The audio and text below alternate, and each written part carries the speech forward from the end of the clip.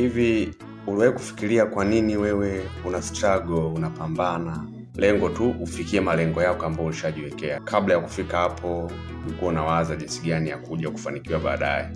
Je, na pia labda uliona kuna watu wamekutangulia walifanya 1 2 3 wakajikuta wamefika pale walipo na ukawatamani pia?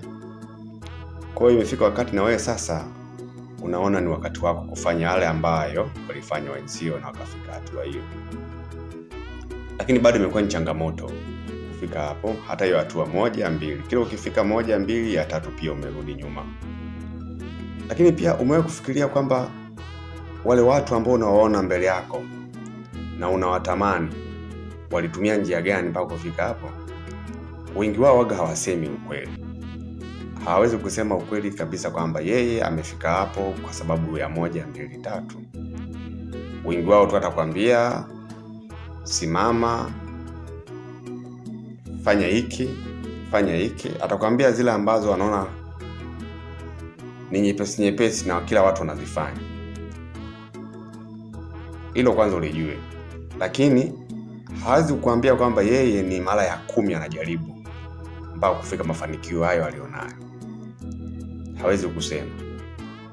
Kwa hiyo wewe hapo ulipo, kitendo cha wewe kukata tamaa na wakati ndio umejaribu mara ya kwanza na ya pili na ya 3, bado sio sahihi sana. Bado sio sahihi sana kwa sababu hakunaga maisha ya mkato. Kila kitu kina process. Kila maisha unayoona mtu alistruggle. Unaweza kushangaa mwingine ni mara ya 10 ndio unaona mafanikio yake mpaka hapo alipofika. Kwa hata wewe unaweza kushangaa huko ni nafasi ya 7. Huko yani ulishajaribu hii mara ya 7.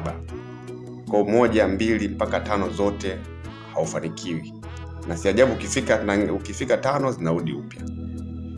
Yote hiyo.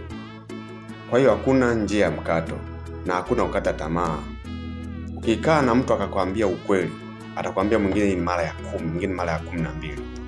Na zile zote alikuwa anafanya, anajaribu juhudi zake zote, lakini baada alikuwa anafeli. Ila unapoenda kumuuliza hawezi kukuambia kwamba mimi nilifeli, nilianguka, nikarudi. Hapana. Sana hata kuambia haya utaona mafanikio yake pale alipo, lakini nyuma mianguko yake aliyokuwa anaanguka mara nyingi waga sio wazi sana. Na hii imekuwa ni kasumba ya watu wote waliofanikiwa. Nikutie tu moyo. Hakuna mafanikio marahisi. Kila unayemwona amefanikiwa pia ana njia yake binafsi aliyopitia. Huwezi ukafuata njia yake aliyopitia mwenzio